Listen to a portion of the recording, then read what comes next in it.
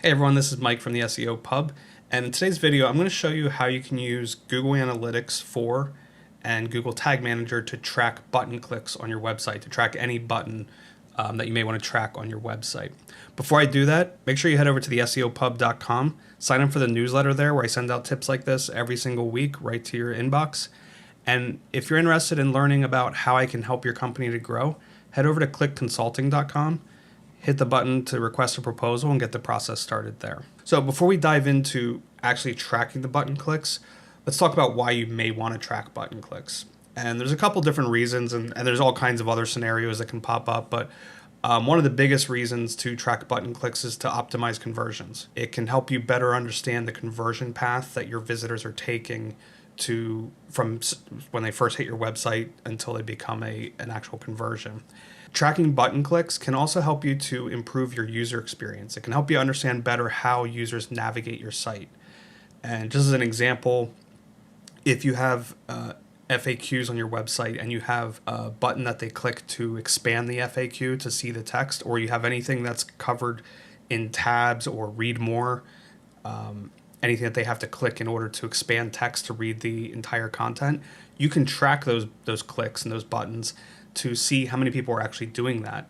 You may find out that people on your site are not reading the FAQs, they're not clicking it, so maybe it's better to try showing the full text rather than hiding them behind one of those accordion expansion buttons. And there's a ton of other reasons why you may want to track button clicks. I'm going to show you an example on my website here today. I have this request for proposal button in the header. I have it in the hero area. And if you scroll down, there's also a button that says introductory call, and this goes to the same place.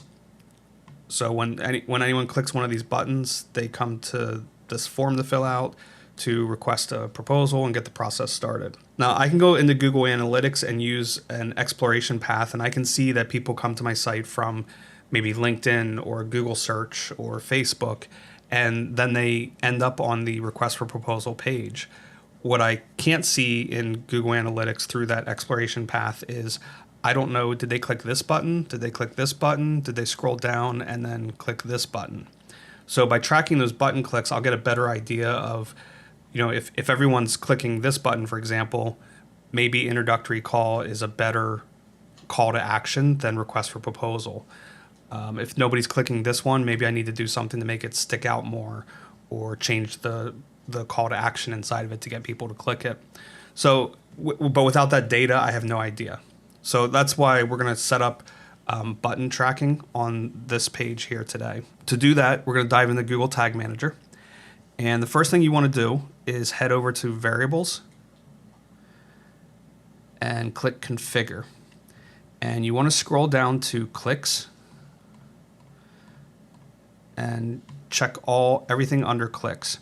Now, if the button that you want to track happens to be inside a form, you would also want to track these form variables as well. Okay, now we're going to go to Triggers,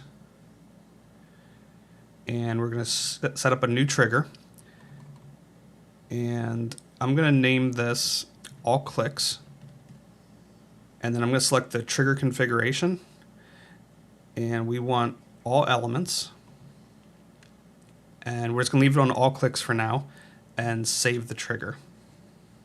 Now, if we come up here and we're going to click Preview, we want to bring up Tag Assistant. We're going to enter the URL of our site, connect. And then we want to scroll down to the button. So if we wanted to track this introductory call button, for example, we're going to scroll down there and we're going to click on that button. Now, if we go into Tag Assistant, and you can find the click event over here, select that, and we want to look at the variables. And you can see all the variables for the click. Now for your button that you want to track, you want to use something that's unique to that button. So for example, click classes, click element, oftentimes are going to be unique. You may want to click a couple other buttons to check them, just to make sure that they're unique. Click ID is usually going to be unique. I would avoid using, if you are going to use click text, I would avoid using click here, submit, anything that's common like that, because you may be using that on more than one button and you don't want to inadvertently track other buttons as well. So you want to find something unique. I'm just going to use the click ID And I'm going to copy that. And we can turn this off now, back in the tag manager. So if you wanted to, you could go back to the variables and go back and turn off the variables that you're not using, provided that you're not using them for something, tracking something else. That's up to you. And we want to go to triggers. We want to edit our all clicks trigger that we set up earlier. We want to rename it to reflect the button. So I'm going to make this intro call button. And then we want to change the trigger configuration, and we want to track some clicks. We no longer want to track all clicks. And you would select what you're using as the variable that you want to track this click with. I'm using click ID, so I'm going to select click ID and either use contains or equals. And I'm going to fill in the click ID that I saw in the tag assistant. Then you click save. And now we can create our tag. So go into tags, click new, and give the tag a descriptive name. So I'm going to do GA4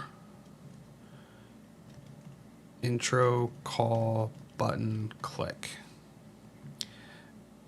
And then we're going to go to tag configuration, and we want to use Google Analytics, and Google Analytics GA4 event is going to be the tag. Measurement ID, this would be your Google Analytics measurement ID, which you can find inside your analytics account. And then you want to give the event a name. One thing Google recommends using underscores here. That's kind of the best practice. So that's what we're going to do. We're going to do click intro call button. Then we want to go to advanced settings. And we want to make sure that we limit the number of times that the button click is tracked. So if somebody happens to double click on a button, or they click more than once because the server's not responding right away, we want to limit that. So we're going to go to the advanced settings and change this to once per page. So it's only going to fire off once per page, no matter how many times they click the button. Then we want to go down to our triggering, and you're going to choose your trigger. So the intro call button trigger, and then save the tag. Now we want to test it, so we click preview, and we're going to go back to Tag Assistant and connect to our website again. And we'll scroll down, click the button, and if we go back in the Tag Assistant, we want to make sure that the tag fired. You can see here that GA4 intro call button, this tag did fire. So it's working correctly and tracking correctly. So we can exit out of this, go back to Google Tag Manager, and now you'd want to publish this or submit it so that the changes that you made, the tag triggering, everything that you added goes live. So we'll submit this and publish. You can give it a description of what you did here. I'm just going to publish.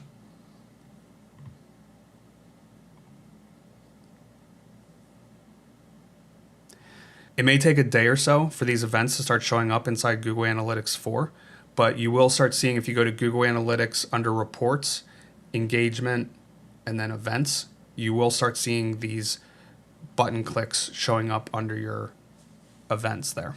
And now having this set up, I can track how many of my visitors are clicking that button to get to the request a quote page.